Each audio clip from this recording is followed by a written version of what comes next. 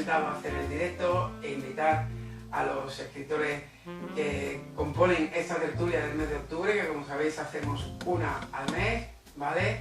Y bueno, en esta número 2 tenemos con nosotros, vuelvo a repetir, que hay un vídeo por ahí que no vais a ver nunca, estará con nosotros Luis Bolívar Troya, ¿vale? De novela histórica, Iván Angulo, de thriller, y nuestro querido poeta Carlos Crespo, ¿vale? Vamos a rezar, ¿vale? A cruzar los dedos, a ver si esta vez ya por fin pueden entrar todos y podemos participar en esta tertulia. Y bueno, dar las gracias a todos los que se unen poquito a poco a este directo y recordaros que no estará esto subido solo en Instagram, sino también en mi canal de YouTube, Óscar Lavana Méndez, que os invito a visitar y a suscribiros y todo lo demás, que por cierto hay un sorteo por ahí si os suscribís. Así que nada, un poquito más, vamos a intentarlo y editamos el vídeo directamente desde aquí porque si no va a ser un jaleo. Buenas familia, bienvenidos de nuevo a este canal de literatura, bienvenidos a esta nueva sección de charlas literarias, de debates, en el que en esta segunda ocasión, que como algunos ya sabéis, vamos a hacer estos debates una vez solo al mes, porque si no mi mujer me mata. Así que en este mes de octubre tenemos en esta ocasión a 3 invitados. Arriba mía tenemos a Luis Bolívar Troya, que estuvo con nosotros la semana pasada y ha estado en 2 ocasiones en mi canal, escritor de novelas históricas. No me libro de él ni de cómo se fue al canal. Es un placer, Luis, un placer que estés aquí. Igualmente por mi parte. Muchas gracias de darme la oportunidad de estar en tu canal otra vez, de nuevo. Y bueno, también diríamos que en una tercera ocasión también está Carlos, porque lo intentó en una tertulia poética en la que no pudo, después tuvo su entrevista particular y en esta ocasión, en esta tertulia. Carlos, bienvenido, poeta. Muchísimas gracias, encantado de estar aquí. Y sorprendido de que ha funcionado todo. Y en la última ocasión, y no por nada en especial, tenemos a nuestro querido Iván Angulo, que ha estado con nosotros una vez en el canal, que nos ha presentado su primer libro, que creo que ya tienes otro por ahí, así que ya sabéis que hay que cuadrar alguna entrevista para hablar un poquito de este libro, que nos trae libros de thriller, ¿vale? Cosas intrigantes y trepidantes. Pero en esta ocasión no vamos a hablar de su libro, vamos a hablar de literatura, ¿vale? En privado nosotros hemos cogido y hemos planteado diferentes temas de los que hablar, cada uno aquí dará su opinión, totalmente respetable. Vosotros estáis invitados también a dejar la vuestra en el directo, trataremos de contestaros si no es mucho y podemos aquí, si no nos da una tortícolis. Ya sabéis que estamos aquí tumbados, como decía antes Pilar, porque este vídeo va editado a YouTube, ¿vale? Para todas aquellas personas que no puedan verlo en directo.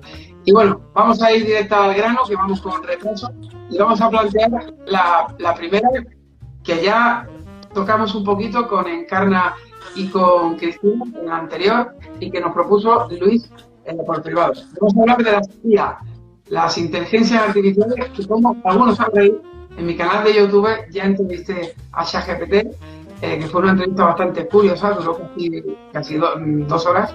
O sea, estuvimos ahí haciéndole preguntitas a saco.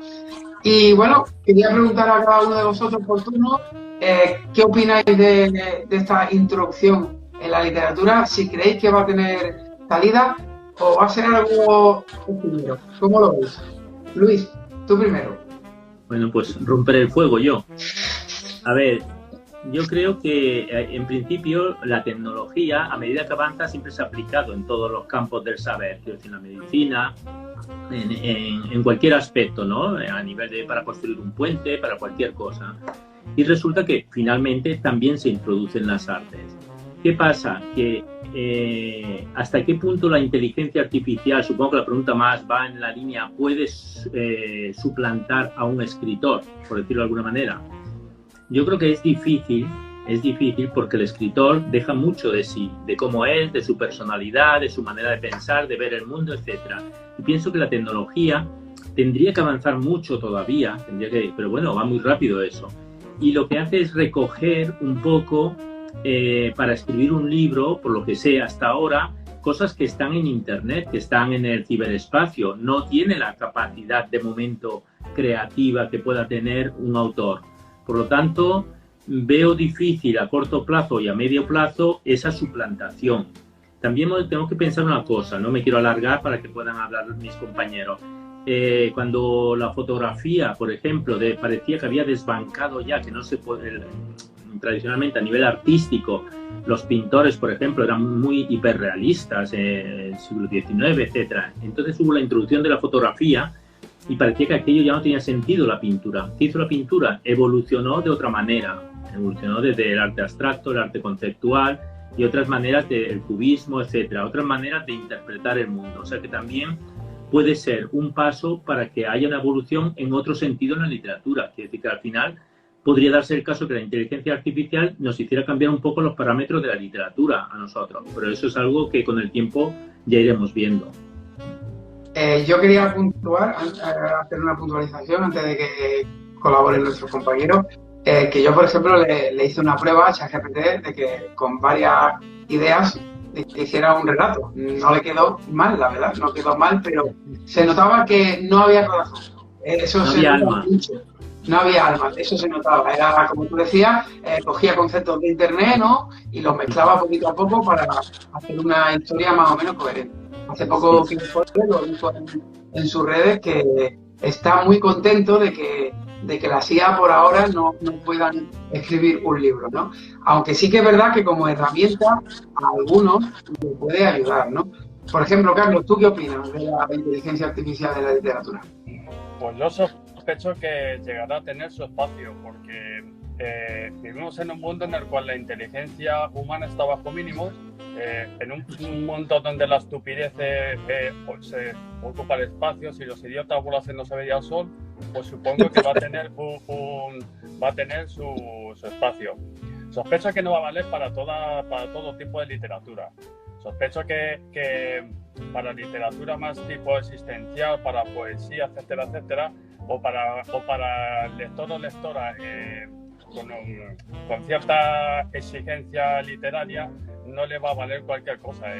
No tiene experiencia, no tiene vivencias, pero claro, insisto, es que hay gente que se conforma con muy poco. Hay gente que le pones un autotune y un tío gritando que parece que le han pisado la nariz y baila y perrea y mueve el culo. O sea que este espacio de literatura, pero hay una comparación muy clara, que esto es un canto a la esperanza. Venden la tortilla hecha en el mercado. Tío, como la tortilla de nuestra madre, no la va a ver nunca.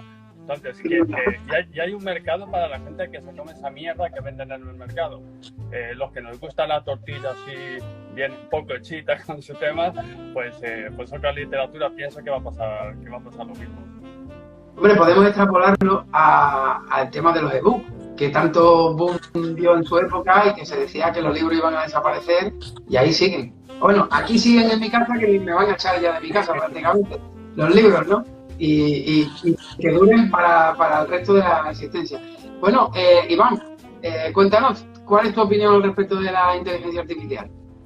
Bueno, yo pienso un poco parecido a Luis y Carlos, ¿no? En el sentido de que, joder, al final, yo creo que cada vez va a aprender más y va a poder, vamos a decir, copiar más. Sí, claro. Yo creo que es muy difícil copiar a un autor, porque cada uno tenemos nuestra forma de escribir, buena, mala, pero trasladamos ahí un poco de nuestra personalidad, de nuestra forma de leer, de nuestra forma de escribir. Incluso en los personajes va un poco implícita también parte de nuestra personalidad, ¿no? O sea, que yo creo que, por ejemplo, sacar novelas va a sacar poesía, pues seguramente en algún momento también sacará. Cada vez serán mejores porque cada vez ellos el autoaprendizaje, y como tienen mucho de dónde aprender, pues sacará. Pero claro, será muy difícil sacar por ChatGPT una novela de Óscar Lamela porque esa parte tuya no la va a tener, ¿no? O de Luis. Yo creo que sacaremos... ¿Habrá producción con inteligencia artificial? Seguro.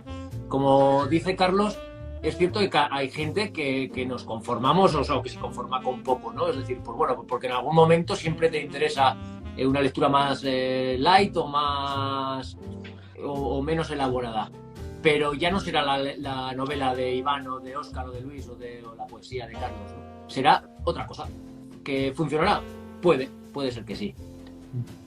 Mira, con respecto a una de las cosas que has dicho y que será la siguiente pregunta, el tema, por ejemplo, de las descripciones, yo lo he notado mucho. a la hora de ese relato que más o menos me describió, lo que quería era plasmar prácticamente la idea que yo le di, pero poco más, ¿no? Está claro que el sello de cada autor es muy, muy concreto y es muy difícil, eso es imposible imitarlo. Pero puede ser una buena herramienta para sacar ideas de por dónde ir, o cómo resolver una cuestión concreta, que tengas dudas o que tenga... Eso puede ayudar, yo creo que como herramienta es muy válida. Sí, hombre, yo particularmente, si tuviera ahora 15 años, me hubiera echado el cable para los poemas con las niñas mucho. Sí. Pero sería un fraude. O sea, ya. No sería fraude. O sea, vale, que te serviría para lo que todos buscamos con 17 años, sobre todo en la poesía, pero lo que hagas sería un fraude. Lo que tú produces, mira, la literatura sobre todo tiene que tener... verdad. Todo lo que hagas tiene que estar escrito con verdad. El arte en general tiene que tener verdad. En el momento que está bien buscar informaciones y buscarte lo que necesites googleando o en la biblioteca de turno, que es el mejor sitio, pero no tiene verdad. O sea, y lo que no tiene verdad, ¿a alguien le vale para pagarlo? Pues le valdrá. A mí desde luego no. O sea, yo no pago nada que haya tenido que ver la inteligencia artificial en ello. Además, en el caso de la poesía, es mucho más difícil todavía, porque la poesía, eso sí que ya es sentimiento puro, es algo ya de la persona, personal, es algo suyo. Y cuando lo recitara, se iba a notar que no había salido de él. Por lo menos algunos lo veían. Vamos a la siguiente... Perdón, dime. No, que la ventaja que tiene la poesía, casi como la narrativa fija los significados, la poesía va más allá del significado de las palabras. Sí, claro. Yo dudo que la inteligencia artificial, sobre todo para alguien exigente literariamente, llegue a eso. A eso a esa esperanza nos agarramos. Totalmente. Bueno, vamos ahora a plantear el siguiente tema que nos dijo por privado Iván y que ha dado con una pequeña pintorita en su intervención, que son las descripciones dentro de la literatura. Hay no una corriente, ¿no? Pero sí que es verdad que hay un clasismo, hay gente que le gustan más los libros que van directos al grano, otros que les gustan que los autores le recreen o por lo menos describan la situación en los sitios donde están situados los personajes. ¿Vosotros de qué parte sois partidarios y sobre todo qué ventajas le veis o qué desventajas le veis a una cosa y a la otra? Cuando quieras, Luis. No, yo creo que las descripciones en este caso para mí son necesarias y sobre todo han de estar de acuerdo con el texto, han de explicar la situación, han de crear el contexto, etcétera. Lo que no sería, al menos para mí, de uso, es un exceso en la descripción. Por ejemplo, yo recuerdo una novela, un clásico, por ejemplo, como es Nuestra Señora de París, de Víctor Hugo, El jorobado de Notre Dame. Si no hemos leído el libro y hemos visto la película Disney, por lo menos sabremos cuál es. Recuerdo que en el libro había unas descripciones desde arriba de Notre Dame, yo lo leí hacía muchos años, pero me quedó aquello de que, y vale, bueno, cuando llevas un rato de descripción y página siguiente y sigue la descripción y los tejados y las casas y no sé qué, página siguiente, continúa la descripción, al final ya tienes ganas de coger el libro y tirarlo ya, y mira que es un clásico, ¿no? En cambio, otras descripciones, hoy, como habíamos comentado este tema un poco así anteriormente, he estado mirando, por ejemplo, y hay el libro, no sé, bueno, supongo que conocéis, del perfume de Patrick Suskind, y quiere decir, es un libro, ya es un clásico, que hace unas descripciones muy interesantes de París a partir del olor, por ejemplo. Incluso tengo aquí un trozo, si queréis lo leo, pero no sé si ya... quiero decir, y entonces esas descripciones me parecen muy correctas porque la novela básicamente está basada en el olor. El tema trata de un asesino que mata a mujeres para intentar hacer un perfume algo fuera de lo normal, ¿no? Entonces ahí el olor tiene una importancia muy grande y en ese caso las descripciones son importantes y son interesantes y ayudan al contexto. Por lo tanto, las descripciones yo no me lanzaría a decir a favor o en contra. Lo que sí que no me gusta y lo diré, son realmente aquellas novelas que prácticamente no hay descripciones, que todos son conversaciones. Es muy difícil de llevar y según cómo estén hechas pueden ser complicadas también. Y voy a cerrar, que el perro me está ladrando por aquí. Vale, vale. Bueno, Carlos, déjanos tu opinión al respecto. Yo creo que todo lo que se produce con naturalidad tiene su espacio. Claro, me explico. Hay veces que estás leyendo un libro y notas enseguida cuando se está haciendo una descripción, quien la está haciendo ha tenido un ataque de escritor o de escritora. Y ha dicho, esta es la mía. Voy a demostrar a la gente lo bien que describo y terminas sabiendo las ventanas, el suelo, lo que sea, lo que menos te interesa, pero te lo está escribiendo para demostrarte de lo bien que escribe. Eso sucede muy a menudo. Yo, por el tipo de literatura que escribo, pues yo escribo, como sabéis, escribo narrativa, también poesía, me muevo los dos ámbitos. Soy más de la descripción subjetiva que de la objetiva, porque para literatura como el existencialismo la necesitas más. Estoy de acuerdo con lo que dice Luis, metida en su espacio, las descripciones, claro que son necesarias, pero yo las necesito hechas que vengan con naturalidad y que vengan con el ritmo del texto. Iván. Sí, bueno, a ver, yo estoy de acuerdo que las descripciones son totalmente necesarias, ¿no? Porque al final te colocan en el sitio, en el lugar, en la situación. Pero yo sí que a veces me ocurre que, o sea, yo me gusta el ritmo, ¿no? Al final, lo que acaba de decir un poco Carlos, ¿no? El ritmo del libro te tiene que llevar a una cosa o a la otra, ¿no? Y también veo que por un lado, mucha descripción pierdes ritmo, ¿no? Al final, mucha descripción innecesaria, pierdes ritmo. Si es necesaria, pues por supuesto no.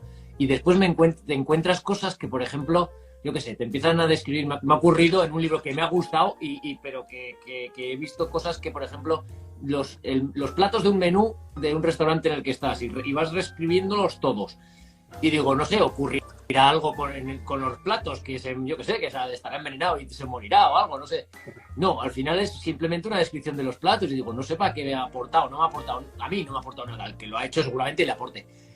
Pero no sé, me genera siempre esa duda, ¿no? Porque yo sí que es cierto que, por ejemplo, que en mi primera novela, ¿no? Empezaba en un paisaje de por aquí de Álava y bueno, lo explicaba un poco. Pero me decía un lector que lo leyó, me dice, joder, con lo bonito que es, podrías haberte explayado más. Y yo digo, pero si no, a ver, a mí no me aportaba, es decir, no me aportaba escribir los árboles, los pájaros, solo lo que necesitaba. Sí que necesitaba un pájaro, sí que necesitaba, y eso lo describía. Y claro, pues puedo escribir todo, pero ¿para qué, no? O sea, eso es un poco esa disyuntiva, ¿no? O sea, yo entiendo que describir es fundamental, y que en muchos libros, o sea, muchos autores además lo hacen muy bien y eso, que no resulta cansino. Otros, sin embargo, igual te quedas un poco ahí pillado con las descripciones, ¿no? Joder, yo, por ejemplo, siempre digo que, alguno me cantará a las 40, pero digo que 100 años de soledad, que me costó muchísimo hace un par de años leerlo, y muchas de las cosas que me pasaba era eso, ¿no? Pues eso, ya sé que es realismo y que tiene que describir, pero me quedaba ahí un poco pillado con el texto, ¿no? Hombre, yo, en mi opinión particular con las descripciones, soy amante de ellas, pero siempre que tengan correlación en el contexto en el que está situada. O sea, yo necesito saber dónde está esa persona, qué es lo que hay a su alrededor para imaginármelo, como la típica película, ¿no? Saber dónde está, sobre todo si hay un contexto histórico, como en el caso de los libros que escribe Luis, que es absolutamente necesario para recrear esa escena, pero no recrearte demasiado en ella, porque lo que hace es que el lector pierde el contacto con el personaje lo que estamos contando. Yo tengo una anécdota al respecto, ¿vale? Yo no soy evidentemente ningún erudito de esto, pero hace unos años contacté con un chico que escribía y me regaló un libro, lo leí y le di ciertas opiniones al respecto, en este caso como lector, ¿no? Y lo primero que le dije, que eso lo recuerdo perfectamente, fue el hecho de que cada personaje que salía lo describía de arriba a abajo como iba vestido y lo que llevaba puesto. Le digo, mira, a partir de la camiseta del trabajo yo ya me he olvidado absolutamente de si era rubio, si tenía los ojos marrones, si era Visco, o sea, no. A mí lo que me importaba es lo que ese personaje me estaba contando. Y es cierto, tú te das cuenta muchas veces que tú estás leyendo una novela, estás muy metido dentro de la historia, llevas conociendo al personaje desde el principio de esta historia, y a lo mejor hay un momento en lo que dices, no, pero Víctor, ¿cómo era? ¿Era rubio? No te acuerdas, y se te olvida, porque lo que te importa es lo que te está contando ese personaje, ¿no? Entonces yo creo que son necesarias, pero como decís vosotros tres, no recargado, porque si no ya pierdes el hilo. Oye, una pregunta que os quería hacer, ¿me escucháis bien? Sí. Vale, porque he quitado el micrófono porque me han dicho en algún directo que a veces me escuchaba mal y quería probarlo. Bueno, vamos al siguiente tema, que el siguiente tema es, digamos, creo yo, el más polémico de todo lo que van a pasar por esta tertulia. Algunos sonríen y ya más o menos pueden intuir de qué estamos hablando, pero yo quería tocarlo aquí ya que no lo toqué en el anterior, y es el lenguaje inclusivo en la literatura, ¿vale? Yo me voy a adelantar a vosotros, voy a dejar mi opinión al respecto, ¿vale? Mi opinión es muy, ahí tú lo puedes reverte, lo siento, pero es así.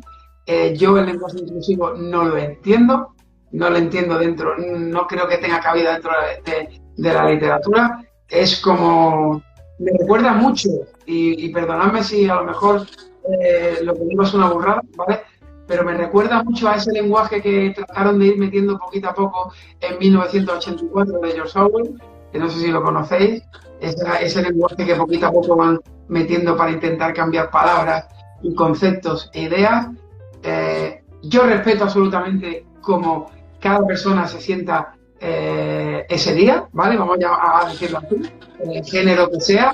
A mí me da exactamente igual lo que sea una persona u otra, mientras, como digo siempre, mientras a mí no me afecte en mi vida personal, cada uno es libre de hacer lo que quiera con su vida.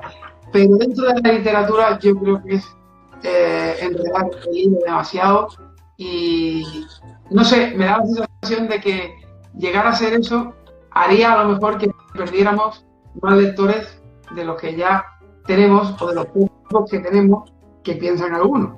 No sé, es mi opinión particular y aquí la dejo. A partir de ahora, que me caigan todas las piedras que haga falta, pero yo quería dejar mi opinión al respecto. Yo lo siento, no lo comparto.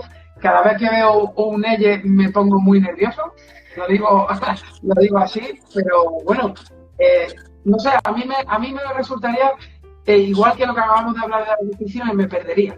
Llegaría un momento que me perdería, ¿no? Con eso. Es mi opinión personal. Ahora os dejo a vosotros en libertad para que contéis lo que queráis. Luis, ¿qué opinas al respecto? A ver, primero yo creo que es un tema, como tú has dicho, puede ser polémico, pero también es muy interpretable. Entonces, yo creo que aquí primero deberíamos establecer un poco en qué consiste, de qué estamos hablando cuando hablamos de lenguaje inclusivo. Es decir, porque cuando hablamos de lenguaje inclusivo, cada uno tiene una opinión y hemos oído mucho, incluso a los políticos, unos a favor, otros en contra, etcétera, y estamos muy contaminados por esta información. Entonces, yo creo que cada época se caracteriza, cada época histórica, a mí que me gusta mucho la historia, por un trato social de las personas, ¿no? Hoy en día no hablamos como hablaban en el siglo XIX, el trato que se daba a las personas, etcétera. Si centramos el lenguaje inclusivo solamente, claro, es que yo también tengo mis limitaciones en este tema, o sea, en el tema de hombre-mujer, digamos, del sexo, entonces, ¿en qué consiste el lenguaje? Lo que tú decías mismo de ley, yo pienso que eso no tiene cabida en este momento, para mí, en la literatura, una novela, ¿no?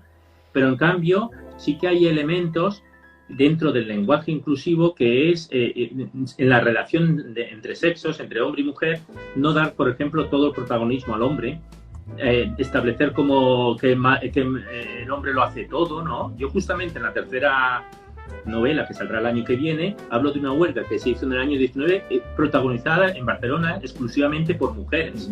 Y las mujeres, subió mucho el precio del carbón, subió mucho los productos básicos, después de la Primera Guerra Mundial, que España no había entrado, con lo cual se debería haber beneficiado, pero como siempre pasa en este país, el dinero no llega a quien tiene que llegar. Entonces las mujeres hicieron una huelga en Barcelona en la que no dejaron que intervinieran los hombres, ni los sindicatos, para no ser manipuladas. O sea que estamos hablando de 1919.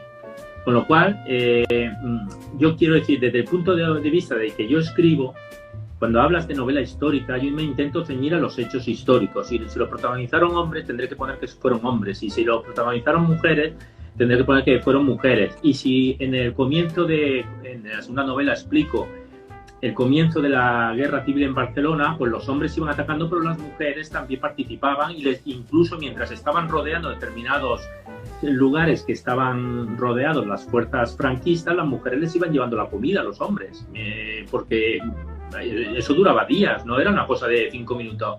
Quiero decir que si tú entiendes el lenguaje inclusivo como tener en cuenta la participación tanto de hombres como de mujeres, intentando no dejar solamente todo el protagonismo a los hombres, hombre, eso se puede hacer porque de alguna manera ya va saliendo. Si lo haces como una imposición, yo por ejemplo, cuando pienso en las películas que hay hoy en día y por ser más inclusivos ya me parece que hay un guión preestablecido que dicen, en esta película tiene que salir una persona negra, una persona minusválida, una persona no sé qué y una persona no sé cuánto, perdona, eso ya no me gusta. Es decir, porque incluso hay representaciones históricas en el cual siglo XVII, por ejemplo, el rey de Inglaterra es negro. Y dices, bueno, a ver, perdona, yo no sé, mi conocimiento histórico diría que en esa época, pues a lo mejor, pues no corresponde, ¿no? Ya, si la inclusividad nos lleva a tapar un poco los hechos reales que sucedieron en determinado momento, hombre, si quieres escribir una historia de ficción, ¿vale? Pero si vas a escribir una novela histórica, una novela con un componente social o histórico adecuado, tienes que ceñirte para mí, a la objetividad. Tuviera la importancia que tuvieran los hombres o las mujeres, sin desvirtuar, sin dejar tratar a la mujer necesariamente, yo esto creo que no lo hago en mis novelas, como una menor de edad o como dependiente del hombre. Entonces aquí, desde ese punto de vista, sí que hablaría del lenguaje inclusivo. Ahora, si el lenguaje inclusivo consiste en poner una E en lugar de una A o una O, ella, ello, pues no pongo ella y están todos. Eso no tiene, para mí no tiene sentido. Bueno, Carlos. Yo estoy totalmente a favor del lenguaje inclusivo en las relaciones del día a día.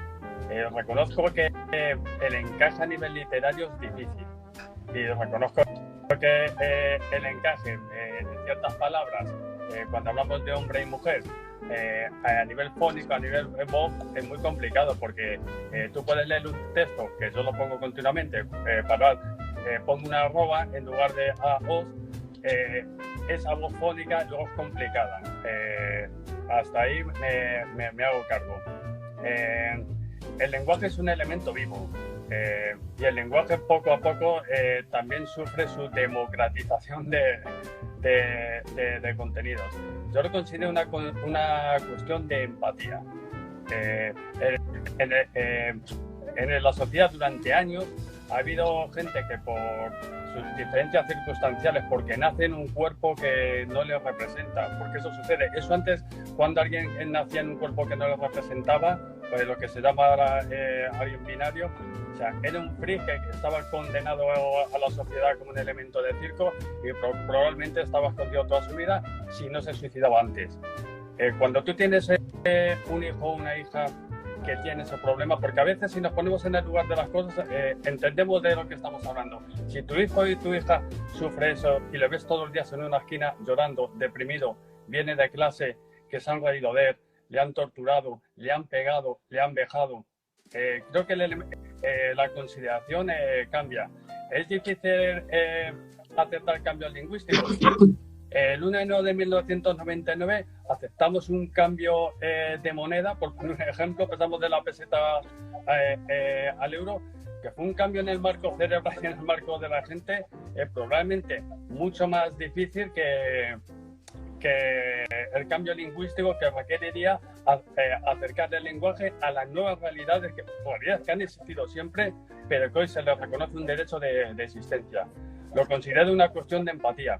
Entonces, no sé si me daría tiempo a leer un pequeño texto de Cristina Perillo Rossi. Sí. Van a ser 2 o 3 minutos. Puedo hacerlo, a lo mejor que quita un poquito más de tiempo, os pido perdón. ¿Puedo hacerlo? Vamos.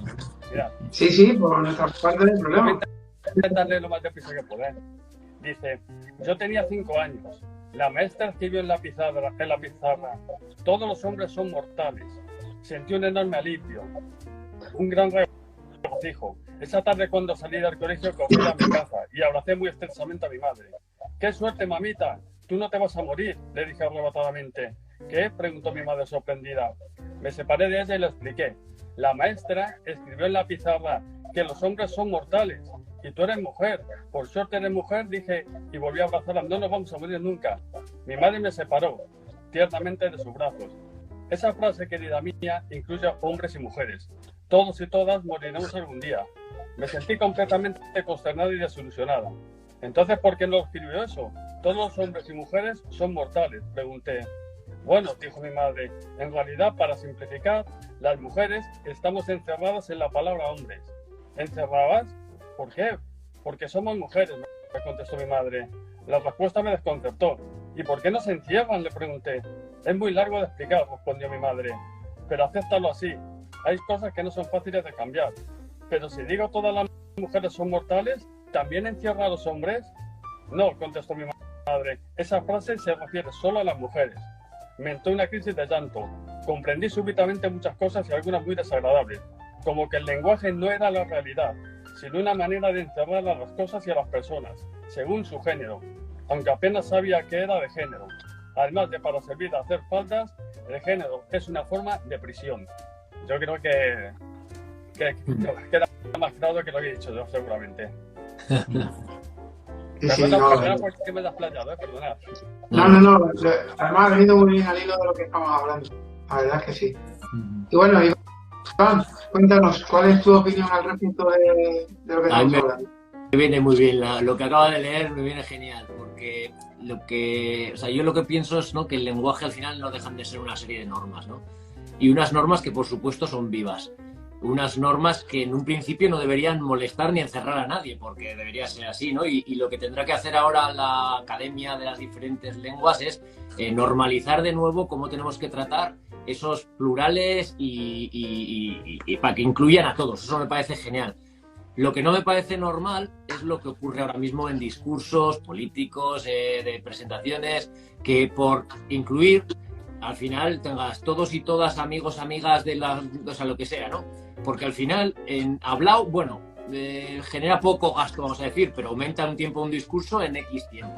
Pero en escrito, por ejemplo, al final es tú, redactas al final un esto que son 10 páginas, estoy exagerando, no sé lo que es, pero me refiero unas cuantas páginas más, y al final yo creo que los propios que hacemos o que hacen esos discursos también tienen que fijarse no solo en la inclusividad, está genial y por supuesto no tiene que herir a nadie, pero también hay que fijarse en la economía de lo que estamos haciendo, porque al final todo en esta vida, por desgracia, ¿no?, es dinero, ¿no? Y en eso creo que nos estamos pasando. O sea, me parece muy bien el tema de que joder, queramos incluir a todos, pero entonces tendremos que ir a los que hacen las normas y ver cuál es la forma de incluir a todos con esos plurales, que me parece muy bien que no sean todos los hombres. Habrá que definir cómo es, si es toda la humanidad o todo lo que fuera, ¿no? Pero no a costa de duplicar palabras, duplicar plurales, duplicar todo, porque al final yo veo discursos que yo me entra la risa muchas veces, ¿no? Y bueno, ya en la literatura más aún, porque al final aumentaría los grosores de los libros, vamos, de 300 pasarías a 400 o 500, ¿no? Solo con eso, ¿no? O sea, que habrá que ver las formas de hacerlo y, por supuesto, no tiene que ser ninguna cárcel para nadie, ¿no? Sí, dime, Carlos. Sí. Luego hay pequeñas cositas que podemos ir haciendo. Estamos escribiendo y en vez de decir los hombres poblados en la Tierra, podemos decir los seres humanos poblados en la Tierra. Sí. Incluye, o sea, que yo creo que... Sí, en eso estoy totalmente de acuerdo. En este país somos muy dados a, en el momento que hay cualquier cosa, somos el cuadro de Goya garrotado por los dos lados. Creo que si hay voluntad y hay gente que domina los conceptos lingüísticos, me da miedo que esto esté en manos de la Real Academia de Lengua Española por lo que hay ahí metido. Hoy, como veréis, me estoy cubriendo de gloria, pero vamos, no sé que tampoco me importe. No, yo... me da miedo. Es cierto que está un poco obsoleta, eso es cierto. Si hay voluntad... No, yo pienso que hay un cambio de marco mental, que es la clave, porque es el cambio de marco mental. Lo hemos visto hace poco, este verano, con la selección femenina de fútbol, por poner un ejemplo muy claro. O sea, una cosa que aparentemente que todavía hay gente escandalizada porque el presidente de la federación haya salido, como ha salido, todavía hay gente escandalizada por un pitito. Es decir, no han sido capaces de llegar a ver todo lo que había detrás, ¿no? Y cómo al final yo creo que ese cambio mental, y como lo ha dicho Iván también, el lenguaje es algo vivo, producirá cambios en el lenguaje.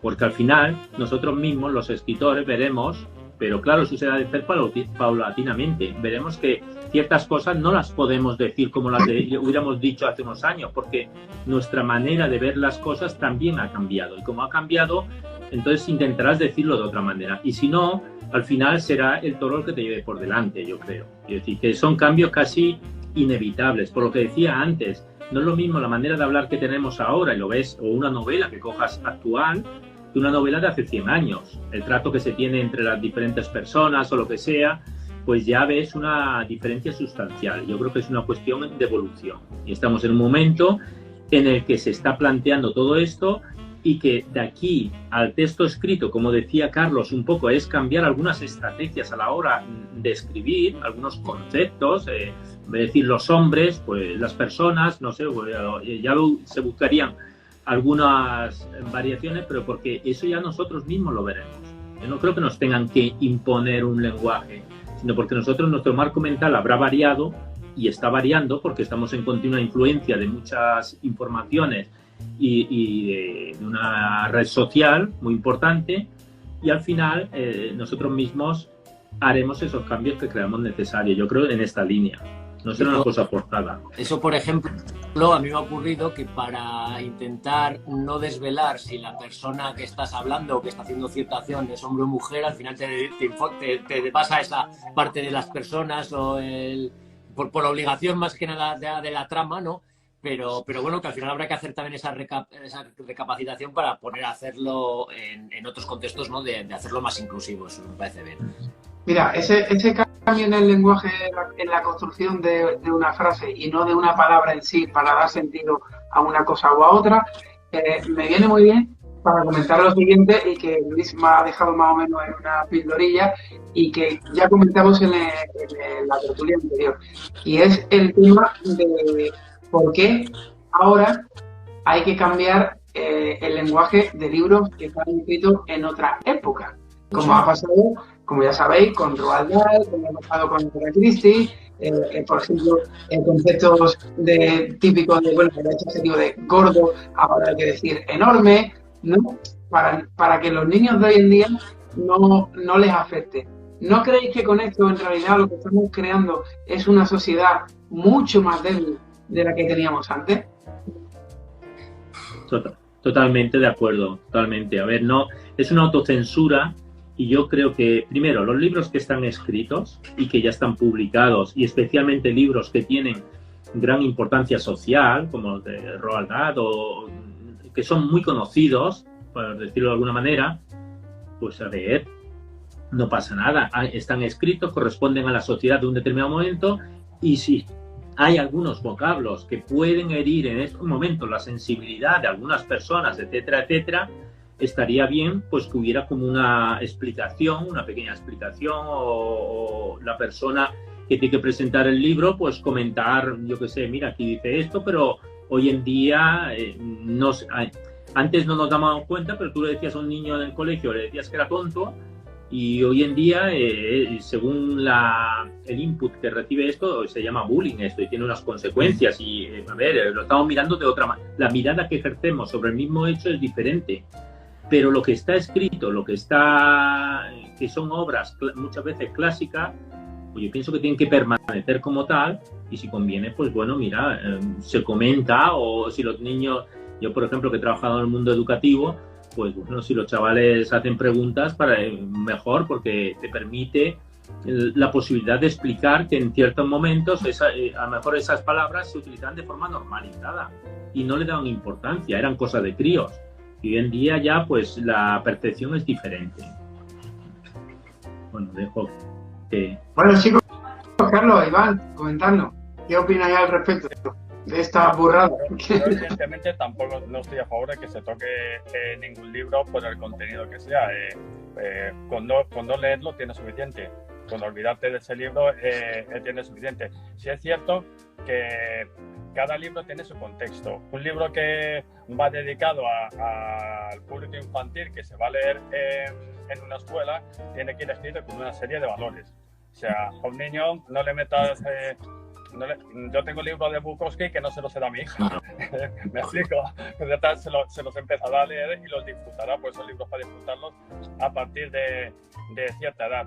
El problema no es que tú describas a alguien en un libro que es un nazi con un bate de béisbol y va agrediendo por ahí a inmigrantes. El problema es que escribas un libro en el cual ese personaje está loando ese comportamiento. Porque en la literatura tienes que escribir asesinos y no quiere decir que tú estás fomentando el asesinato.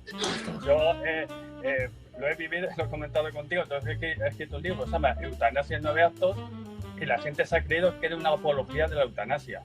Y yo, ahora que habléis de censura, yo he tenido problemas de censura de editoriales que me han dicho no publico nada que tenga la palabra eutanasia. Yo creo que esa censura es muy brutal.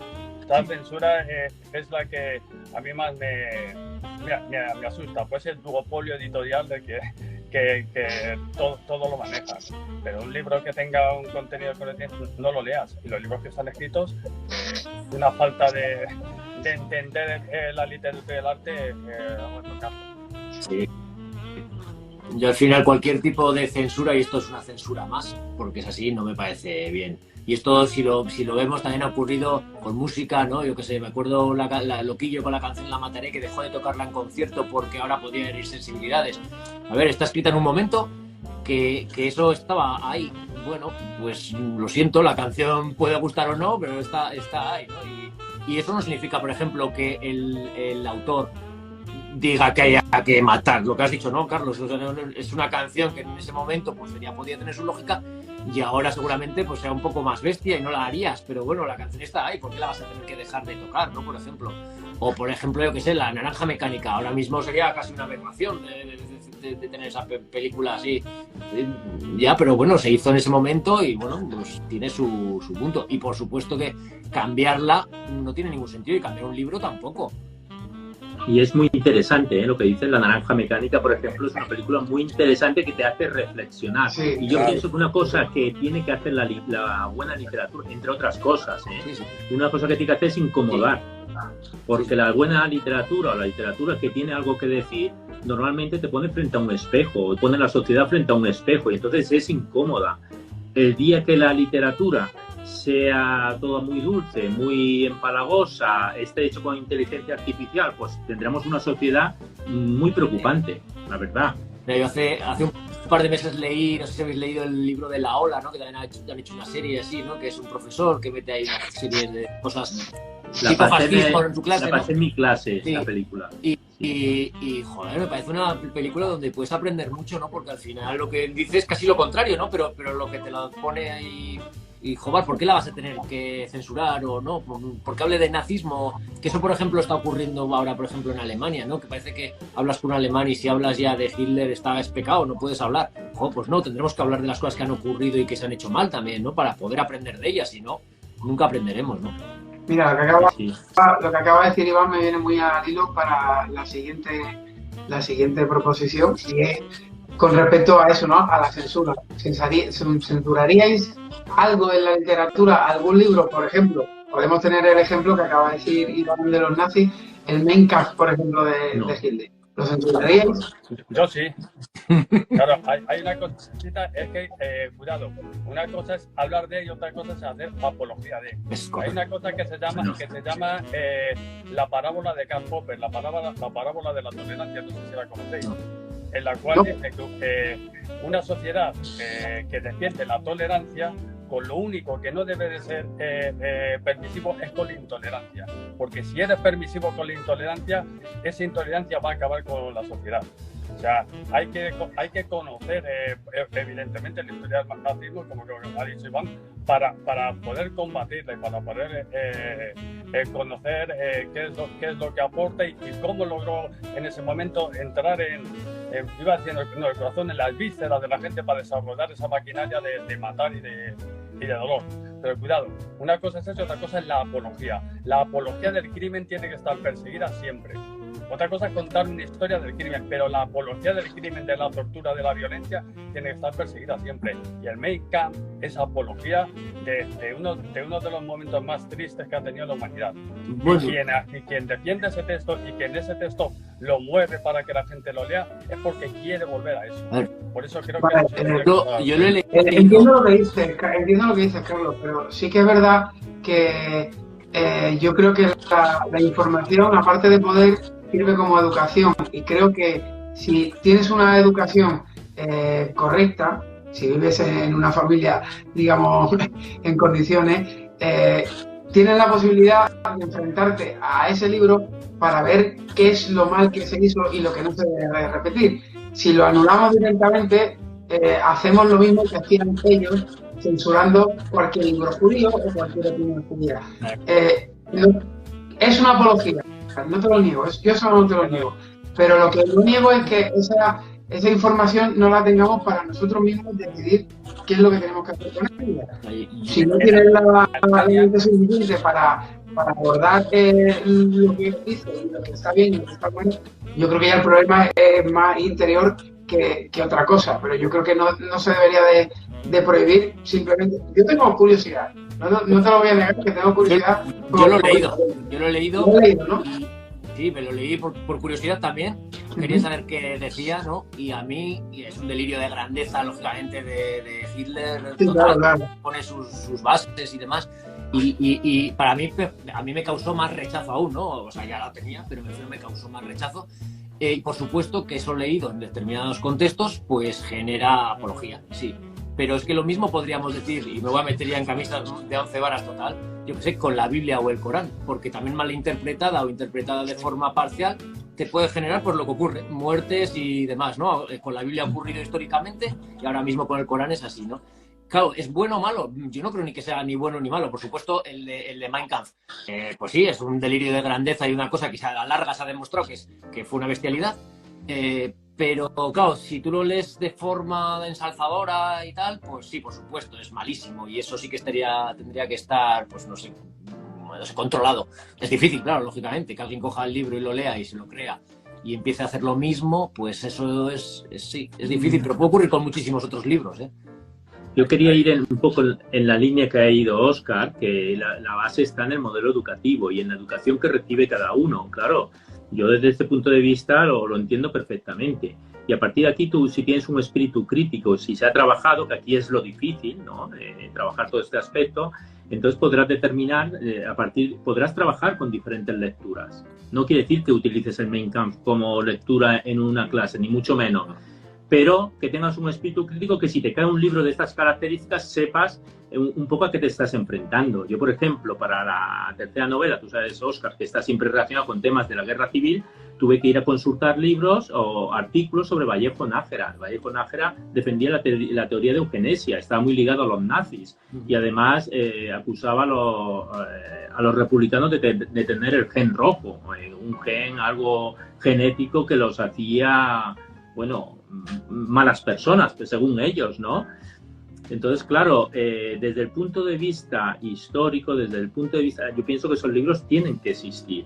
Otra cosa es que puedas hacer apología o utilización de estos libros de una forma intencionada. De todas formas, no olvidemos que el libro de Hitler, Hitler estuvo muy apoyado en su momento por las clases sociales altas alemanas y además para potenciar todo el nazismo, que todo venía, compraron hasta un periódico, el periódico del Observador de Múnich, creo que si mal no recuerdo, para potenciar toda su ideología. O sea que detrás había todo un aparato que intentaba potenciar todo esto. El Mein Kampf era una de las cosas más, pero además era una cosa que ya hacía años que la sociedad alemana arrastraba, porque ya había en aquella época mucha influencia de revistas un poco ocultistas, un poco que daban la culpa ya a los judíos de todo, de que además habían muchos judíos, en fin, todas esas ideas de Hitler no las inventó Hitler, ya estaban en la sociedad. Lo que pasa es que, digamos, que las potenciaron, como aquí pueden hacer algunos partidos en nuestro país precisamente, con otros ejemplos, porque al final de alguna manera, trabajar esta política del odio, esta ideología, hace que, bueno, ellos son los enemigos, te pongan frente a unos enemigos de los cuales te tienes que defender. Y te tienes que defender, ¿cómo? Votando o formando parte de, en aquel caso, del nazismo, ¿no? Entonces, claro, quiero decir que había todo un contexto social, un caldo de cultivo muy amplio que favoreció mucho la tesis de Hitler. Y una crisis bestial que tuvo Alemania después de los años 20, la República de Weimar y todo, que ibas con un saco de billetes para comprar una barra de pan, por ejemplo, que claro, hundió prácticamente a la miseria a los alemanes, y entonces se tenían que agarrar a algo en ese sentido. Con lo cual, si centramos el debate en la educación, y sobre todo en dar una educación crítica y en beneficiar las medidas sociales de la población, digamos que es más difícil llegar a esos populismos. Pero bueno, nunca se puede decir de todo porque cosas raras han visto. Eso te iba a comentar ahora, Luis. Esto que tú dices, al hilo de lo que dices, ¿consideráis que según en la época en la que vivimos ahora mismo, en cómo nos tienen apretados con tantos impuestos, con tantas subidas, con tantas cosas, ¿creéis que puede haber la posibilidad de que la idea de una persona llegue a generar un movimiento como pasó en aquella época, o tiene que pasar algo mucho más y tenemos una educación un poquito más asentada que en aquella época? ¿Cómo lo veis? Nos estamos poniendo muy políticos, porque eso tiene una contestación, claro, es que tiene una contestación social y política, no literaria. Pero que si queréis entramos. No, pero yo lo quería enmarcar en el ámbito de la educación, ¿no? ¿Creéis que con la educación que tenemos hoy en día es muy difícil que haya una idea política que pueda cambiar el curso de la humanidad ahora mismo en la situación en la que estamos? A ver, yo aquí lo enfocaría desde el punto de vista de la manipulación mediática. Lo que pasa es que lo que dice Carlos, nos salimos un poco del tema literario. Las normas de manipulación mediática que están estudiadas, que Noam Chomsky ya trabajó en su manera y que se está siguiendo en cualquier sociedad, y en la nuestra mucho.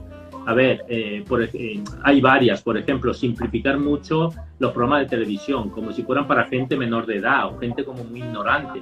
Así ya sabéis, no hace falta más que poner la tele para saber quiénes son los protagonistas, que parece un cotilleo de barrio con personajes muy populistas, con un nivel muy bajo de cultura, etcétera. Esa sería una.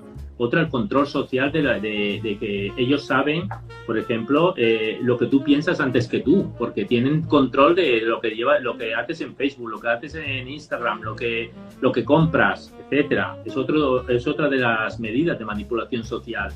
En fin, Chomsky enumeró 10, y entre ellas lenguaje sencillo. Fijaros que los partidos políticos, las normas, las dejan caer unas frases muy cortas y muy sencillas para que la gente se quede de forma populista. Ahora vamos contra aquel político, pues vamos a decir, yo qué sé, chapote o no sé qué, y ya está. Y con 4 frases muy cortas son capaces de ganar unas elecciones.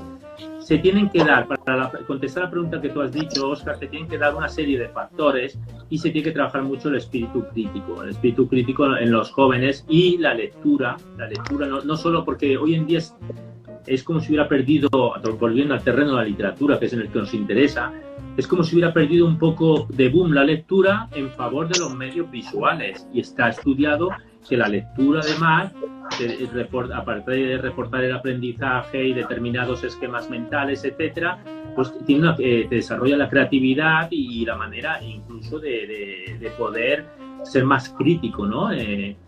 Y es algo que se debería trabajar, yo diría que mucho más todavía de lo que se trabaja. Iván, ¿qué opinas tú al respecto? No, sí, yo estoy de acuerdo.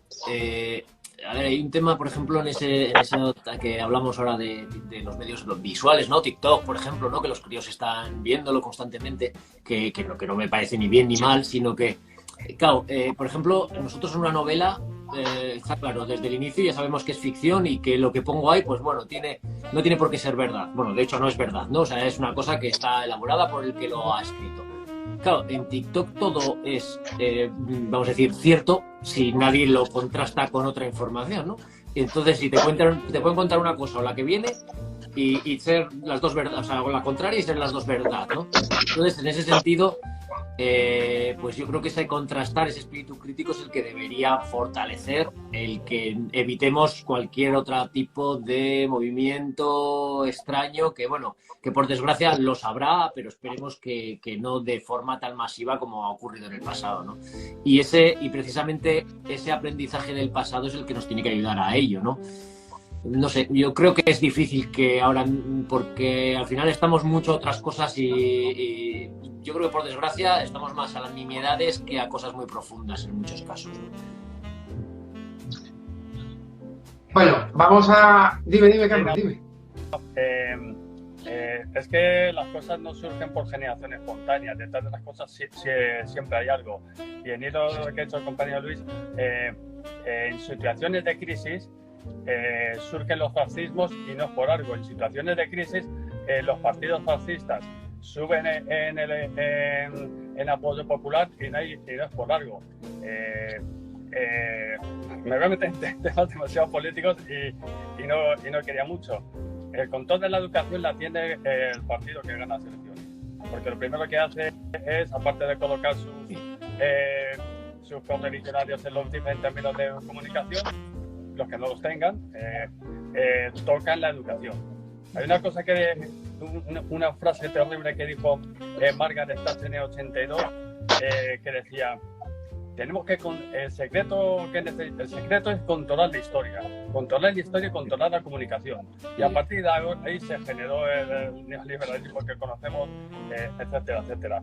Cuando hay crisis, el pueblo, cuando te ponen el precio del aceite a 11 euros, como debería ser este caso, el pueblo tiene dos opciones. O están a su favor, o nos hacen estallar distrayéndonos con banderitas, etcétera, etcétera, cosas que no te van a dar de comer. Y distraerte con banderitas, etcétera, no se produce por generación espontánea. Hay un bloque de comunicación dirigido por quien tiene el poder en el Estado que canaliza eso y canaliza que la respuesta de la población sea no, tienes que pagarlo con el semejante, no lo pagues con quien te está poniendo el precio del aceite 11 euros. No vayas a manifestarte delante de la sede de Repsol de qué está pasando con los carburantes, no. Vete a manifestarte contra el más débil, porque el más débil es el que te está robando. Y eso no sucede porque sí, sucede porque en la comunicación continuamente te van a mandar ese mensaje. Y por eso digo que sí es peligroso, que estamos viviendo, no solo pasa aquí en España, en Italia ha ganado Meloni, o sea, es que en Europa se está produciendo un ascenso del fascismo y de las agresiones fascistas que es muy a tomar en serio. Tenemos en Europa dos fascistas que están montando una guerra, bueno, esto es más complejo que eso, que nos acerca a la guerra, a casi una tercera guerra mundial. La situación es más compleja de lo que parece. Bueno, vamos a retirarnos de la política, que ya me he colado, ¿vale? Y vamos a saltar a una preguntita un poquito más light, ¿no? Más chula. ¿Cuál diríais vosotros que es vuestro pecado culpable literario? O sea, aquello que no os gusta confesar que os disfrutáis dentro de la literatura. Ahora nos has dejado mudos. Oye, voy a dejar un poquito más porque voy a buscar un enchufe porque me estoy quedando sin batería, ¿vale? Así que si me voy, ha pasado eso. Seguimos nosotros. ¿Cuál era la pregunta exactamente? Que no la he entendido bien. Pecado culpable dentro de la literatura. Por ejemplo, yo te pongo un ejemplo, ¿vale? Digo, a ver, yo de cara al público digo que no me gusta la literatura romántica, pero en realidad me gusta consumir ciertos libros que tienen esa temática, ¿no? O sea, algo así. Es una pregunta ligera, que tampoco es nada... Vale. O sea, que es pecado propio, no ajeno, ¿no? Porque ese pecado ajeno, a mí odio en la literatura la soberbia. El escritor que es soberbio y que se nota enseguida en sus textos. Ese es el pecado que yo no... Por ejemplo. Que ya me aleja de la literatura. En cuanto al propio... joder, pues voy a quedar muy mal, pero realmente como el tiempo lo tengo muy encajonado entre escribir, leer, porque un escritor que está leyendo continuamente, elijo bien los textos que leo y te puedes leer un libro de culto que he dejado de leer porque o que lo he leído y no me gusta y probablemente, por ejemplo, decir que el Ulises de James Joyce lo he leído 2 veces y la segunda vez todavía me ha gustado menos que la primera. Hostia, me estoy metiendo en un jardín de los buenos. Pero más allá de eso no tengo. Seguid disparando, que yo os escucho. No sé, yo, a ver, había un poco la línea que decía Carlos, una cosa que no me gusta, pero claro, no sé si lo padezco yo o no, pero yo diría que no, creo que no. Son aquellos escritores que porque han tenido algunos libros de éxito que sea, ya carecen de humildad y parece que vayan dando lecciones a ver, que ya no puedes ni contestar porque lo ha dicho fulanito y fulanito vende muchos libros, ¿no? Y luego el confundir la literatura con la venta del libro. Como estamos en una sociedad capitalista, ¿qué pasa? Volvemos a la política, a la sociedad, ¿no? ¿Qué pasa? Que parece que el que vende más libros es que es un gran escritor. Y yo ya precisamente, cuando a veces veo, igual ese ya es mi pecado más personal, a veces veo un libro que está tan... que te lo ponen hasta en la sopa, ya casi que no me dan ganas de leerlo, porque no sé, es que al final dices, bueno, tiene muy buena promoción, tiene detrás una gran editorial, te lo ponen en todos los sitios, pero ya precisamente por eso a lo mejor a mí me produce un cierto rechazo ya. Sí. Y hay uno que lo intento evitar y últimamente en algún caso lo he conseguido, pero es leer algún libro de personas, de escritores que personalmente no me caen bien, porque parece que te genera un poco de repulsión y creo que al final no es así, porque su libro puede ser muy bueno, ¿no? Y me ha pasado, no es que me caiga mal, pero por ejemplo con Risto, ¿no? Que es un Mejide, que es un poco más así, que en la tele pues hace su papel, que eso seguro que es un papel, y leí el último, el de, no sé cómo se llama, 16 notas de Bach o algo así, y me gustó el libro. A ver, es una especie de novela histórica basada en Bach y tal, y me pareció interesante. Pero me está ocurriendo, por ejemplo, con Juan del Val, ¿no? Con los libros que dices, pues, y no porque me caiga mal, sino porque a veces lo que dices sienta cátedra y tal, y digo, pues ahora no voy a leer su libro. Y es una cosa que debería, creo que, si me apetece, pues lo leo, y si no, pues no, bueno, como cualquier otro, pero no por la persona, ¿no? Aunque yo creo que va un poco unido, no sé si os pasa a vosotros también. Sí. No, yo creo que a veces asociamos el escritor con el personaje, ¿no? A mí me pasa un poco, por ejemplo, con Mario Vargas Llosa, que el personaje no me gusta nada. En cambio, ni su posicionamiento, ni su... Sí, a veces dice cosas que bueno, digo, mira, ya pasamos de cierta edad, yo no sé, pero esperemos envejecer mejor.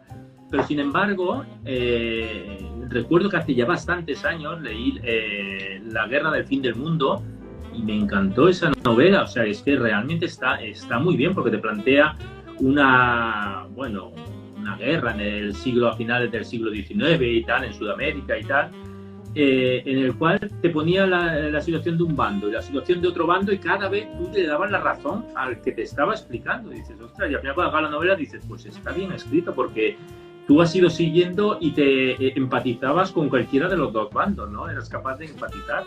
Pero en cambio, cuando veo ahora algún libro de Mario Vargas Llosa, pienso, me da mucha pereza, la verdad. Por ejemplo, en cine así no ocurre tanto, no te vinculas tanto al director, ¿no? O sea, al final, yo qué sé, Hitchcock puede parecerte que era bobo por cómo se comportaba y, sin embargo, las películas pueden estar genial, ¿no? O sea, que no sé, es un poco curioso. En literatura ocurre bastante. Sí, somos un poco clasistas en ese sentido. Unimos mucho lo que es la historia con el escritor. Y cierto es que hay autores que sorprenden después de haberlo leído, a pesar de que no puedes verlo ni en pintura, ¿no? Pero sí, la verdad es que yo creo que ese puede ser el pecado más culpable que podemos tener todos en general, ¿no? Bueno, vamos a encarar la última parte de esta tertulia, a menos que propongáis ahora mismo algún debate concreto, alguno de vosotros que se os ocurra, estáis abiertos a hacerlo, ¿vale? Ahora me gustaría tocar el tema de la poesía, ¿no? Ya que tenemos aquí a Carlos con nosotros. Yo os puse algo así por Facebook, algo que se me ocurrió, ¿no? Que si la poesía la veis tan necesaria como tan viva que creo que está. Que algunos creen que algunos se han quedado en la época de Becker o incluso de Lorca. O sea, y la poesía yo creo que está más viva que nunca, sobre todo en el intento de directo que hemos hecho antes, que hemos estado hablando un poco de Carlos y quería retomarlo ahora. Y es que resulta que ayer domingo hicieron un evento, el quinto de este año ya, de un encuentro de poetas en Madrid, en el Retiro, y que poquito a poco empezaron muy pocos y han terminado siendo muchos. Y se prevé que mucho más en un próximo evento que quieren hacer el 18 de febrero. Quería que nos contaras un poquito, Carlos, cómo fue ese evento, ¿no? Y aparte que nos dierais toda vuestra opinión con respecto a la poesía, ya que tenemos aquí a los autores de novela histórica y de thriller, y que bueno, me gustaría que dieran también su opinión al respecto, pero primero prefiero que hables tú primero, Carlos, que eres el experto. Bueno, es que han mencionado, se han quedado en Becker. Bueno, yo es que siempre me quedaría en Becker, porque todo descubrir la poesía con Becker no me dejaría amigos, iría por las calles. Pero entiendes a lo que me refiero, ¿no? Que hay poetas de hoy en día que yo os consumo a vosotros, que habéis pasado por el canal, y que considero que hay valores hoy en día muy buenos por descubrir. De hecho, por eso que las entrevistas en general, ya no solo por la poesía, sino por todos los que habéis pasado por el canal, ¿no? Que me da mucha rabia que tenéis mucho talento y que haya gente que no tenga la posibilidad de conocer. Por eso lo decía. La poesía siempre va a ser, va añadida al lenguaje porque siempre va a ser necesaria, porque siempre vas a necesitar expresar algo que va más allá del lenguaje. Hablando de descripciones, tú puedes coger, no me acuerdo quién contaba esto, algo así. Tú puedes morder una ciruela y puedes hacer una descripción del acto de morder a esa ciruela, pero lo que te produce en el paladar, eso es la poesía. Ahí es donde interviene la poesía. Siempre vas a tener esa conexión entre las tripas y el corazón que explota y que necesita que vaya más allá de lo que dice la narrativa. Había una poeta que era Carson que decía una frase que me parece una pasada, que si la prosa en la literatura, si la prosa es la casa, la poesía es alguien atravesando, ardiendo toda la casa. Joder, me parece una descripción que bien funciona. De hecho, hay un boom de la poesía y sobre todo en gente joven.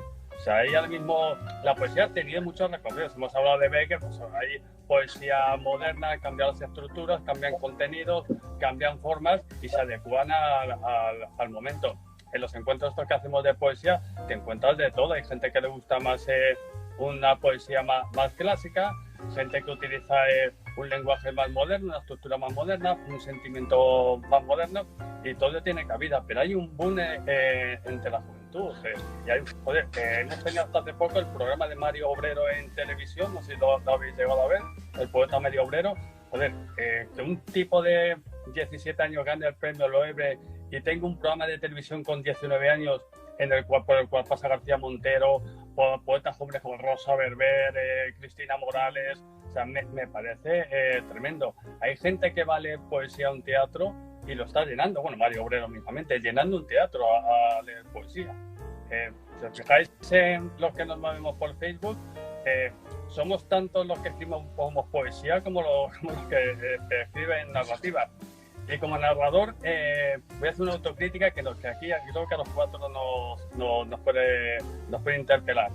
La gente que hace poesía, tengo la sensación de que hace más por difundirla y está como más unida, más cohesionada entre sí que la gente que hacemos narrativa. En narrativa parece que vamos un poquito más por nuestro lado y sería interesante empezar a marcar esto que hemos hecho, que estamos haciendo los poetas, lo podemos hacer también la gente que narramos, ir a extender nuestra literatura a la calle, a que la gente la oiga.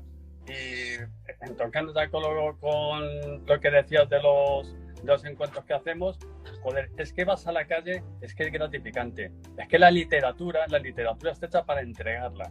Da igual en un formato escrito, da igual en un contenido, un texto que compartimos por Facebook. Mira, a mí lo que más feliz me hace es compartir textos por Facebook, más que publicar. Publicar me interesa poquito, me interesa más compartir y vivir la literatura. Y hacer eso, y también voy a tocar con lo que hemos hablado antes, la persona que lee, la persona que se mete en la poesía, es muy difícil que luego genere ese tipo de pensamientos de los que hemos hablado antes. La literatura abre el corazón.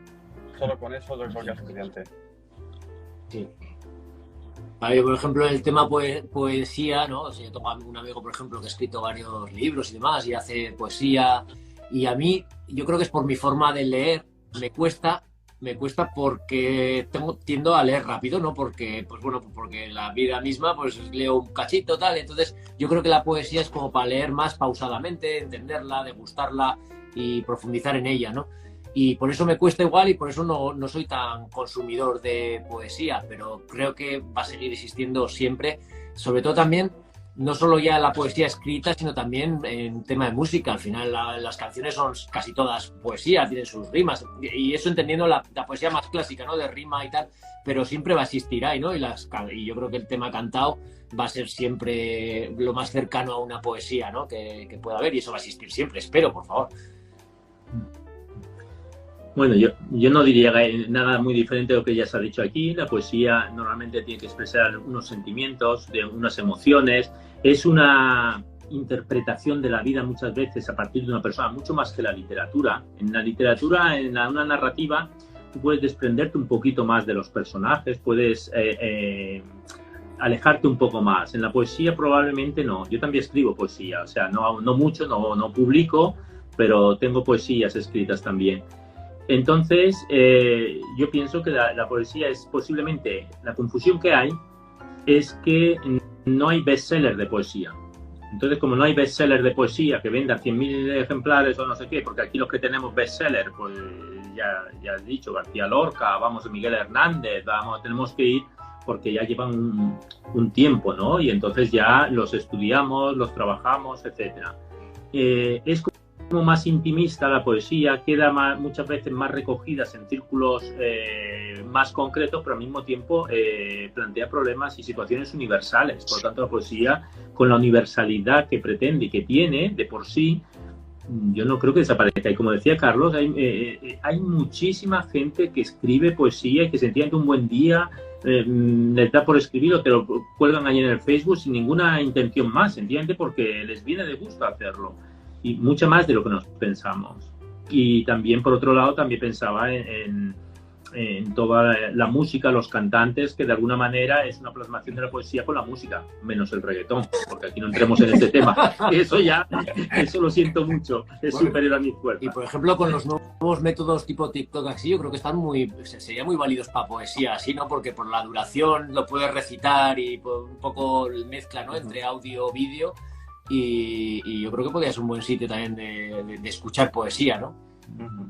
Pues sí, me parece esa una idea cojonuda, Iván. No lo había pensado nunca, la verdad es que es una... Vamos, no que lo vaya a hacer yo, ¿no? Pero si te oye alguien, desde luego... Otra cosa es que antes hasta acabar el vídeo, que puede ser que le den al dedo para arriba y se acabó el vídeo, ya no es especial. Ya, ¿qué le pasa? Vivimos en la calle y no... Se está haciendo, hay poetas que se mueven por TikTok. Yo es que para estas cosas de...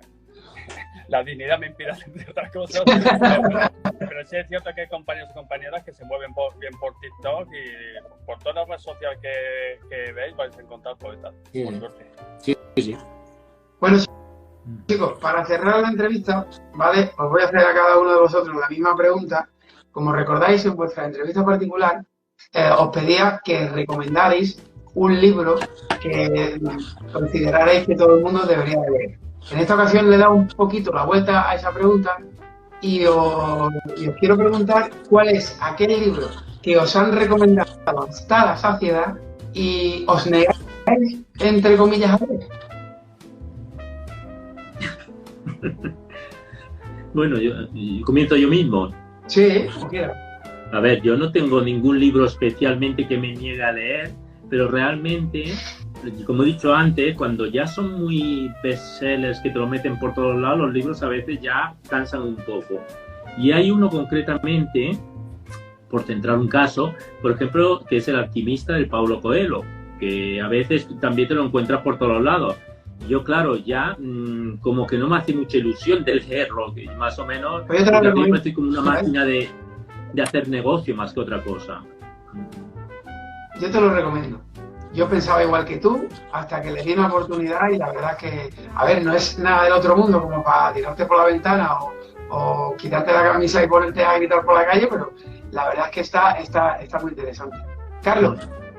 No, yo es que como he dicho antes, normalmente en la literatura voy a lo seguro. ¿A ti lo es? Claro, exactamente, sí, voy a lo seguro. Insisto, por ejemplo, de cosas, si te puedo decir, 2 libros. Insisto en el Ulises de James Joyce, que yo sí lo he leído, porque además me gustan todos los libros de James Joyce, Dublineses, El retrato de un artista adolescente, Los muertos, me gusta mucho James Joyce, pero ese libro cuando lo leí dije, joder, un jodido insufrible en el libro. Y ojo, voy a decir otra cosa que, bueno, aquí tiene causa y efecto. Rayuela de Cortázar, amo a Cortázar, no todo lo que escribe. Hay momentos de Rayuela de Cortázar que también me parece que tiene ataques de escritor y era insufrible. Además, se junta además que tenía una pareja que le gustaba mucho Rayuela y me perseguía constantemente. ¿Pero qué te pasa con Rayuela? Y terminé Rayuela hasta los mismísimos. Creo que lo tengo por ahí y tengo otros 3 libros de Rayuela. Y además que es un libro que la gente tiene que te la suele regalar y que los tengo olvidados totalmente. He leído otras cosas de Cortázar que Rayuela. ¿Y en tu caso, Iván? Yo... Es un caso real porque yo empezaba a leerlo y ahora sí que me voy a encontrar haters por todos lados, pero igual porque en su momento no me atrapó, y es La historia interminable. Y no es por nada, sino porque cuando lo empecé a leer, pues cuando tendría, no sé, 15 años, 16, no sé cuántos tendría cuando salió, pues no me enganchó. Y a partir de ahí le he cogido como un esto y no me da por volverlo a leer, y seguramente esté genial, pero no. Y de hecho no solo cogí ya un poco inquina a La historia interminable, sino a Michael Ende, y no me había leído Momo y me lo leí hace un año y pico y me gustó, pero no sé, con La historia interminable todavía no he roto la barrera. Algún día a ver si la puedo romper y leerla, pero no he podido con ella. No, yo en mi caso lo tengo muy claro, y son, bueno, vamos a decir 2 autores, pero uno en realidad son 3. Carmen Mola, me he negado a leerlo por lo que decía Luis al principio, por la saturación de bestsellers, y lételo, que ya verás. Lo siento, pero yo no soy así. Yo me muevo en ciertos modernismos, ¿no? A la hora de sacar un libro, algunos autores, eso sí, de los que considero preferidos para mí, ¿no? Pero a mí estas 7 novedades, y están entre Carmen Mola y Javier Castillo, son 2 cosas que no, lo siento, pero no. A lo mejor me equivoco, y mucha gente me lo dirá, darle una oportunidad que a lo mejor te sorprende, pero necesito ese momento, y ese momento todavía no ha llegado. Yo creo que en el marketing no hay término medio, y los que nos quedamos cortos pues no encontraremos adeptos y lectores, pero los que se pasan también encuentran bastante detractor, ¿no? Yo coincido bastante, Óscar, coincido bastante en los 2 autores que has dicho justamente. Javier Castillo, he leído muchas críticas negativas de sus novelas y ya me han desanimado totalmente a leerlas. Y Carmen Mola un poco también por ese exceso de hasta en la sopa, que dices, bueno, es que ya no sé. Sí que serán buenos a lo mejor, no discuto nada de esto, pero es que yo no sé si algún día os leo.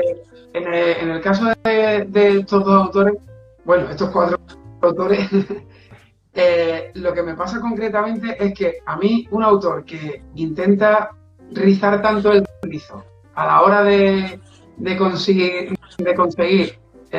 escenas más escabrosas, y más sangre y más dificultad, no sé, esas cosas a mí ya me superan, ¿no? Ya, es decir, venga, ¿para qué tanta casquería, no? Hay veces que sobra eso con Carmen Mola es así. Yo creo que el primer libro es bastante decente, y a partir de ahí empieza a subir el índice de escabrosidad y dices, no sé para qué tanto, ¿no? Y por ejemplo, no sé, y eso seguramente es un debate más extenso, ¿no? Pero muchas veces lo que ocurre también es que estos autores, algunos autores, ¿no?, generan mucho movimiento con un libro porque puede ser bueno, porque tiene mucho impacto, porque tiene mucho marketing, eso ya no voy a entrar, y a partir de ahí sí que se produce una relajación y todo parece, como todo se vende, pues parece ser que ya mi nivel de historias baja. Y yo creo que Javier Castillo me ha ocurrido un poco eso, porque los primeros libros a mí me gustaron, y los últimos, sin embargo, voy viendo un descenso, ¿no?, de esa bueno, de ese interés, vamos a decir. No voy a decir ya a nivel literario porque no soy capaz de valorarlo. Bueno, chicos, se ha acabado. Me da mucha pena, a pesar de que nos ha costado entrar al directo, pero de verdad, lo primero y antes de que os despidáis, porque ya sabéis que siempre sois vosotros los que os despedís, yo quiero dar las gracias a todas las personas que han ido pasando por aquí, que he estado viendo que han sido muchas y han participado mucho. Pediros disculpas, de verdad, de corazón, por no haber podido interactuar con vuestras respuestas. Mientras ellos hablaban y yo escuchaba con un oído y con el otro, y bueno, y con los ojos leía a vosotros, he visto comentarios muy interesantes. Siento que no hayan podido ser reflejados en el directo, pero ya sabéis cómo funciona esto. De verdad, muchas gracias por la participación. Y bueno, a todas aquellas personas que no hayan podido ver este vídeo en directo, que sepáis que lo vais a tener resubido en YouTube. Y como siempre os digo, ya que os pasáis por allí, pues si me regaláis un like, suscripción, compartir vídeos y todo lo demás para poder ayudar al canal y seguir trayendo autores de esta categoría a estas tertulias mensuales, mejor que mejor. Y nada, de verdad, Luis, Carlos, Iván, muchísimas gracias por regalarme vuestro tiempo. Ya os digo siempre que es el mejor tesoro que puede tener una persona, y que me lo dediquéis a mí y a toda la gente que ha estado con nosotros para hablar de literatura no tiene precio, de verdad. Así que nada, despediros vosotros y nos vamos. Bueno, pues para mí ha sido un placer estar aquí en este canal, y más hablando con Carlos y con Iván, y teniéndote a ti también de moderador, y sobre todo hablando de un tema tan bonito como es la literatura, que a todos nos tiene enganchados. Pues muchas gracias por todo. Nada, yo igual, dados las gracias, que ha sido un placer estar con vosotros, y decirle a la gente, a si alguien que nos ve, que abra su corazón y que lea, que su vida va a cambiar. Sí. Nada, también ha sido un placer estar con vosotros, conoceros, poder charlar sobre un tema tan apasionante como puede ser la literatura, la política, que también nos hemos metido, un poco todo. Pero bueno, lo que ha dicho Carlos, ¿no? Al final, leer es fundamental, y yo creo que cualquier canal que favorezca la lectura es bienvenido. Y en este caso, Óscar, haces mucho por ella, y bueno, está genial, y muchas gracias. Pues nada, chicos, nos vemos pronto, porque seguramente pasaréis de nuevo otra vez por aquí, de alguna u otra manera. Desearos toda la suerte del mundo, y lo dicho, a todo el mundo, muchísimas gracias por este ratito de